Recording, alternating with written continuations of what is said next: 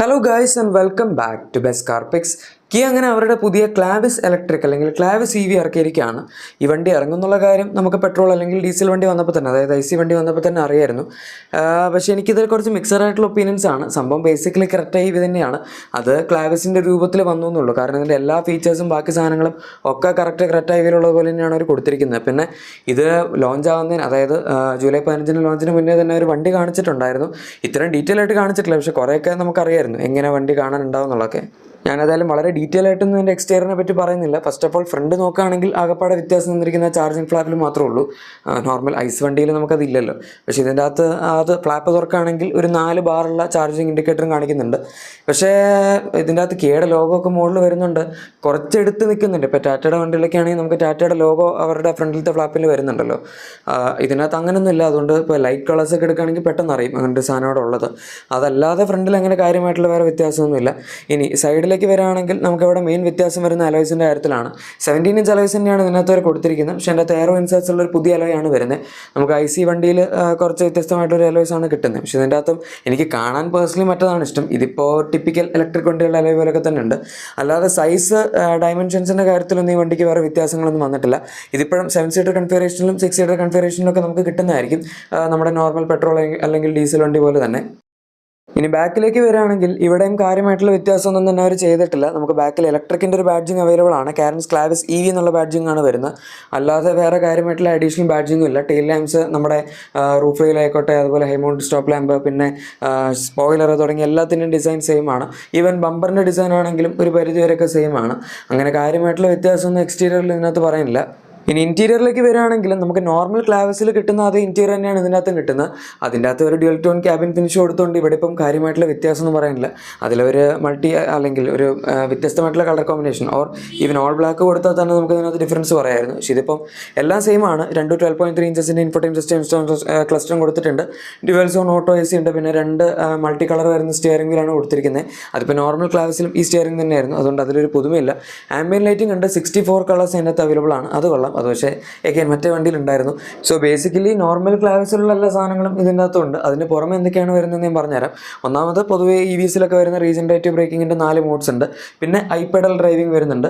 അതുപോലെ നമുക്കിതിൻ്റെ അകത്ത് വെഹിക്കിൾ ടു ലോഡ് വരുന്നുണ്ട്. ഇതൊക്കെയാണ് മെയിൻ ഫീച്ചേഴ്സ് ഉള്ളത്. ബാക്കിയൊക്കെ ഡ്രൈവ് മോഡ്സും സംഭവങ്ങളൊക്കെയാണ്. അതൊക്കെ നിങ്ങൾക്ക് അറിയാമല്ലോ. പിന്നെ ക്ലസ്റ്ററിൻ്റെ ഡിസൈനിൽ കുറച്ചൊക്കെ ഇ വിയുടെ ഇൻഫർമേഷൻ വരുന്ന സാധനങ്ങൾ കാണിക്കും. സെൻറ്റർ കൺസോളിൻ്റെ ആ ഒരു പാനലിൽ കുറച്ച് വ്യത്യാസം വന്നിട്ടുണ്ട്. മറ്റേ നമ്മുടെ നോർമൽ ക്ലാവിസിൽ ഇത് കണക്റ്റഡ് ആയിരുന്നു. പക്ഷേ ഇതിൻ്റെ അകത്ത് അവർ കണക്ട് ചെയ്യാതെ നടുവിൽ വെച്ചൊരു വെട്ടൊക്കെ കൊടുത്ത് 2 കമ്പാർട്ട്മെൻറ്റ് പോലെ ആക്കിയിട്ടുണ്ട്. മുകളിൽ നമുക്ക് സ്ലൈഡിങ് സ്റ്റോറേജ് ആണ് കിട്ടുന്നത്. പിന്നെ അതിൻ്റെ അകത്ത് തന്നെ ഒരുപാട് ഓപ്ഷൻസ്, സ്വിച്ചസ് കാര്യങ്ങളൊക്കെ തന്നെ കൊടുത്തിട്ടുണ്ട്. പിന്നെ അതിൻ്റെ താഴത്തായിട്ട് നമുക്കൊരു വലിയ സ്റ്റോറേജ് ഏരിയയും അവൈലബിൾ ആണ്. അത് പൊതുവെ ഇലക്ട്രിക് വാഹനങ്ങളിലൊക്കെ വരുന്നൊരു സംഭവമാണ്. ഇവരുടെ തന്നെ പ്രീമിയം വണ്ടികളിലും കാണാം, ഓർ ഈവൻ കുറച്ചുകൂടെ അഫോർഡബിൾ ആയിട്ടുള്ള വാഹനങ്ങളും നമുക്ക് ഈ പറഞ്ഞ സാധനങ്ങളൊക്കെ കാണാൻ സാധിക്കും.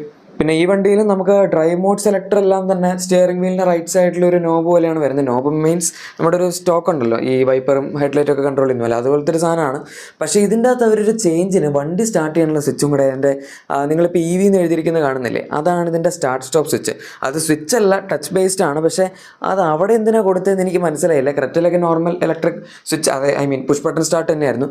ഇതിൻ്റെ അകത്ത് ഇപ്പോൾ ടച്ച് ബട്ടൺ സ്റ്റാർട്ടാണ്. അത് മാത്രമല്ല, അത് നമ്മുടെ ഡ്രൈവ് സ്റ്റോക്കിൻ്റെ കൂടെ തന്നെ അവർ കൊടുത്തു. ആൻഡ് അതിൻ്റെ പൊസിഷൻ തന്നെ കുറച്ച് വിയേർഡാണ്. ഇതിപ്പോൾ വണ്ടി സ്റ്റാർട്ട് ചെയ്യാൻ കുറച്ച് ബുദ്ധിമുട്ടായിരിക്കും. വണ്ടി ഓൺ ചെയ്യാൻ, സ്റ്റാർട്ട് ചെയ്യാൻ ഇപ്പോൾ ഇതിനകത്ത് എഞ്ചിനൊന്നും ഇല്ല. പിന്നെ ബാക്കി ഫീച്ചേഴ്സൊക്കെ നിങ്ങൾക്ക് അറിയാം. പാനോറാമിക് സൺറൂഫ് ഉണ്ട്, ഫ്രണ്ടിൽ വെന്റിലേറ്റഡ് സീറ്റ്സ് ഉണ്ട്, ഡ്രൈവറിൻ്റെ സീറ്റ് നമുക്ക് ഇലക്ട്രിക്കൽ അഡ്ജസ്റ്റ് ചെയ്യാൻ പറ്റും. പിന്നെ level 2 advance driver assistant system വരുന്നുണ്ട്. ബോസിൻ്റെ 8 സ്പീക്കർ ഓഡിയോ സിസ്റ്റമാണ് കൊടുത്തിരിക്കുന്നത്. അത് അങ്ങനെ പോകും. നിങ്ങൾക്കറിയാലോ, ഞാൻ ചുമ്മാ അത് തന്നെ പറഞ്ഞ് വലിച്ചു കിട്ടുന്നില്ല. നമുക്കിതിൻ്റെ പവർ ട്രെയിൻ ഓപ്ഷൻസിലേക്ക് പോകാം, ഓർ ഡ്രൈവ് ട്രെയിൻ ഓപ്ഷൻസിലേക്ക് പോകാം. 2 ബാറ്ററി പാക്ക് തന്നെയാണ് ഇതിനകത്ത് വരുന്നത്. ഞാൻ നേരത്തെ പറഞ്ഞ പോലെ നമുക്ക് ക്രെറ്റ ഇ വിയിൽ എന്തൊക്കെയാണുള്ള സെയിം സംഭവം തന്നെയാണ് ഇതിനകത്ത് ഉപയോഗിച്ചിരിക്കുന്നത്. അതായത് 42 kWh ബാറ്ററി പാക്ക് ഉണ്ട്, 51.4 kWh ബാറ്ററി പാക്ക് ഉണ്ട്. 404 കിലോമീറ്റേഴ്സാണ് ഇതിൻ്റെ അകത്ത് ക്ലെയിം ചെയ്തിരിക്കുന്ന റേഞ്ച് നമ്മുടെ 42 kWh മോഡലിന്. ഇനി 51.4 ആണെങ്കിൽ അതിന് ക്ലെയിം ചെയ്തിരിക്കുന്നത് 490 കിലോമീറ്റേഴ്സിൻ്റെ റേഞ്ചാണ്. പവർ നമുക്ക് തന്നെ ലോങ് റേഞ്ച് മോഡലിൽ കിട്ടുന്ന 170 bhp 255 Nm ടോർക്കാണ്. ഇനി ഷോർട്ട് റേഞ്ച് മോഡൽ അല്ലെങ്കിൽ മീഡിയം റേഞ്ച് മോഡലാണ് എടുക്കുന്നതെങ്കിൽ 135 bhp സെയിം 255 Nm ടോർക്ക് തന്നെയാണ് അതിൻ്റെ അകത്ത് കിട്ടുന്നത്. സോ അത്യാവശ്യം കുഴപ്പമില്ലാത്ത പവർ ഉണ്ട് ഈ വണ്ടി. പിന്നെ ഒരുപാട് ഫാസ്റ്റായിട്ട് പോകാൻ എന്നുള്ളതല്ല ഇതിൻ്റെ ഉദ്ദേശം. കറക്റ്റ് ഇലക്ട്രിക്കിൻ്റെ 0 to 100 ടൈം 170 bhp ഉള്ള മോഡലിന് 7.9 സെക്കൻഡ്സ് ആയിരുന്നു. ഈ വണ്ടിക്ക് പക്ഷേ അത് 8.4 സെക്കൻഡ്സ് ആണ്. സോ 0.5 സെക്കൻഡ്സ് ഈ വണ്ടി സ്ലോ ആണ്. കാരണം വെയിറ്റ് കൂടി, വണ്ടിയുടെ സൈസ് വ്യത്യാസമുണ്ട്, എയറോഡൈനമിക് അല്ല, ബോക്സ് പോലെയാണ് ഇരിക്കുന്നത്. 3 റോസ് ഉണ്ട്, അതൊക്കെ ഒരു റീസൺ ആണ്. സോ അത് നമുക്ക് കുറ്റം പറയാൻ പറ്റില്ല. പിന്നെ ഇതിൻ്റെ ക്യാബിൻ നോക്കുകയാണെങ്കിലും ഞാൻ നേരത്തെ പറഞ്ഞ പോലെ 6 and 7 സീറ്റർ, അതായത് നടുവിൽ ക്യാപ്റ്റൻ സീറ്റ്സ് വരുന്ന മോഡൽ നമുക്ക് ഇതിനകത്ത് കിട്ടുന്നുണ്ട്. അത് പൊതുവേ നമ്മൾ ഇലക്ട്രിക് വണ്ടികൾ അങ്ങനെ കാണാറില്ല. BYD E6 പണ്ട് ഉണ്ടായിരുന്നു, പക്ഷേ അതും 5 സീറ്റർ ആയിരുന്നു MPV ആണെങ്കിലും. ഈ അടുത്ത് E-Max 7 വന്നപ്പോഴാണ് ആ വണ്ടിയും 7 സീറ്റർ കൺഫിഗറേഷനിൽ കിട്ടാൻ തുടങ്ങിയത്. പക്ഷേ ഇത് അത്ര എക്സ്പെൻസീവ് അല്ല, നമുക്ക് പ്രൈസ് ഞാൻ പറയാം. എന്തായാലും അതിനേക്കാൾ വില കുറഞ്ഞ് നിങ്ങൾക്ക് അത്യാവശ്യം നല്ലൊരു 7 സീറ്റർ ഇലക്ട്രിക് വണ്ടി വേണമെന്നുണ്ടെങ്കിൽ കൺസിഡർ ചെയ്യാൻ പറ്റിയ ഒരേ ഒരു ഓപ്ഷൻ ഇപ്പോൾ ഇത് മാത്രമേ ഉള്ളൂ, വേറെ വണ്ടികളൊന്നും വന്നിട്ടില്ല. പിന്നെ സേഫ്റ്റി ഫീച്ചേഴ്സിൻ്റെ കാര്യത്തിലും കുഴപ്പമൊന്നുമില്ല. 6 air bags, vehicle stability management, electronic stability program, traction control, പിന്നെ ബ്രേക്ക് അസിസ്റ്റ്, അങ്ങനത്തെ എല്ലാ സേഫ്റ്റി ഫീച്ചേഴ്സ് ഈ വണ്ടിയിൽ അവൈലബിൾ ആണ്. ഏതായാലും EV ആയതുകൊണ്ട് തന്നെ നമുക്ക് ഇതിനകത്ത് 100 kW DC fast charging support available ആണ്. അതുകൊണ്ട് 10 to 80% നിങ്ങൾ ഈ പറഞ്ഞ 100 kW ചാർജറിൽ ചാർജ് ചെയ്യുകയാണെങ്കിൽ 31 മിനിറ്റ് കൊണ്ട് നമുക്ക് ചെയ്യാൻ പറ്റും. പക്ഷേ അഗൈൻ 100 kW ചാർജർ എല്ലായിടത്തും കിട്ടിക്കൊള്ളണമെന്നില്ല. പൊതുവെ എല്ലായിടത്തും 50-60 kW ഒക്കെ ഉണ്ടാവുള്ളൂ. പിന്നെ കിയയുടെ അത്യാവശ്യം ഹൈ വോൾട്ടേജ് ചാർജേഴ്സ് പല സ്ഥലങ്ങളിൽ ഒരു സെറ്റ് ചെയ്ത് വരുന്നുണ്ട്, പക്ഷെ എന്നാലും അത് കുറവാണ്. പിന്നെ ഈ വണ്ടിയിൽ നമുക്ക് അൺലിമിറ്റഡ് കിലോമീറ്റേഴ്സിൻ്റെ ബാറ്ററി വാറണ്ടി ഒന്നും അവൈലബിൾ അല്ല. Same 8 years or 1.6 lakh kilometers പണ്ട് മുതലേ എല്ലാവരും കൊടുത്തു വരുന്ന അതേ വാറണ്ടി തന്നെയാണ് ഇതിനകത്ത് വരുന്നത്.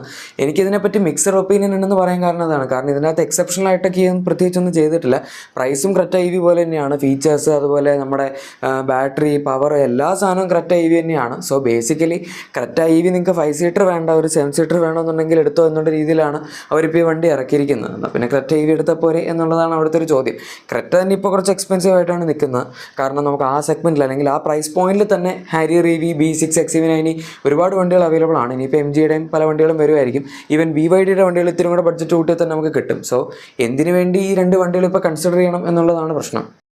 ഇത്രയൊക്കെ കുറ്റം പറയുന്നുണ്ടെങ്കിൽ എത്രയാണ് ഇതിൻ്റെ പ്രൈസ് എന്നായിരിക്കും നിങ്ങൾ ആലോചിക്കുന്നത്. ഇതിൻ്റെ ബേസ് മോഡലിൽ സ്റ്റാർട്ടിംഗ് പ്രൈസ് 18 lakhs ആണ്. അതായത് HTK പ്ലസ് മോഡൽ മുതലാണ് സ്റ്റാർട്ട് ചെയ്യുന്നത്.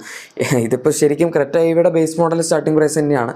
ഇനി 42 kWh മോഡൽ തന്നെ HTX മോഡൽ അവൈലബിൾ ആണ്. പിന്നെ നമുക്ക് 51.4 kWh മോഡലാണുള്ളത്. അതിൻ്റെ അകത്ത് HTX മോഡലാണ് സ്റ്റാർട്ട് ചെയ്യുന്നത്. HTX പ്ലസ് അങ്ങനെ 2 വേരിയൻസ് വരുന്നുണ്ട്. സോ 22.49 lakhsലാണ് 51.4 kWh ലോങ് റേഞ്ച് മോഡലിൻ്റെ പ്രൈസ് സ്റ്റാർട്ട് ചെയ്യുന്നത്. അത് മാക്സിമം 24.49 lakhs വരെയും പോകുന്നുണ്ട്. അതായത് ടോപ്പ് എൻഡ് ക്രെറ്റ ഇലക്ട്രിക്കിനേക്കാൾ ഇത്തിരി കൂടെ എക്സ്പെൻസീവ് ആണ് ഈ വണ്ടി. 24.38 ആയിരുന്നു അതിൻ്റെ എക്സ്ഷോറൂം പ്രൈസ്. ഇത് പക്ഷേ 15,000 രൂപ കൂടുതലാണ് അത് വെച്ച് കമ്പയർ ചെയ്യുമ്പോൾ. ഓൺ റോഡ് എടുക്കുമ്പോൾ ഏകദേശം ഒരു 10-15,000 രൂപ വരെയൊക്കെ കൂടുതൽ വരുമായിരിക്കും. സോ ഏതാണ് വേണ്ടതെന്നുള്ളത് നിങ്ങൾക്ക് തീരുമാനിക്കാം. ഞാൻ വിചാരിച്ചു ഇവർ ചിലപ്പോൾ ഇത്തിരി കൂടെ അഗ്രസീവായിട്ട് ക്രെറ്റ EVയേക്കാൾ ഒരു 50,000 രൂപ അല്ലെങ്കിൽ 1,00,000 രൂപ താഴെയൊക്കെ പ്രൈസ് ചെയ്യുമായിരിക്കുന്നത്. അപ്പോൾ വണ്ടി അത്യാവശ്യം നല്ലൊരു പ്രൈസ് പോയിന്റ് ആയേനെ. കാരണം 7 സീറ്റർ കിട്ടുന്നുണ്ട്, സെയിം ഫീച്ചേഴ്സ്, ബാറ്ററി എല്ലാം നമുക്ക് കിട്ടുന്നുണ്ട് at A lower cost. So അത് നല്ലതാണ്. പക്ഷേ ഇതിപ്പോൾ നമുക്ക് കോമ്പറ്റീഷനിൽ വലിയ ബാറ്ററി പാക്കുള്ള വണ്ടികളും വരുന്നുണ്ട്. ഇതിൻ്റെ ടോപ്പ് എൻഡിൽ വരുന്ന ബാറ്ററി പാക്കിൻ്റെ സൈസിനേക്കാൾ വലുതാണ് ഇപ്പോഴത്തെ നമ്മുടെ പല വണ്ടികളിലും വരുന്ന ബേസ് മോഡലുള്ള ബാറ്ററി പാക്കിൻ്റെ സൈസ്. അങ്ങനെയാണ് നമ്മൾ കമ്പയർ ചെയ്യുമ്പം ഇത് കുറച്ച് ഓവർ പ്രൈസ്ഡ് ആയിട്ട് തോന്നുക.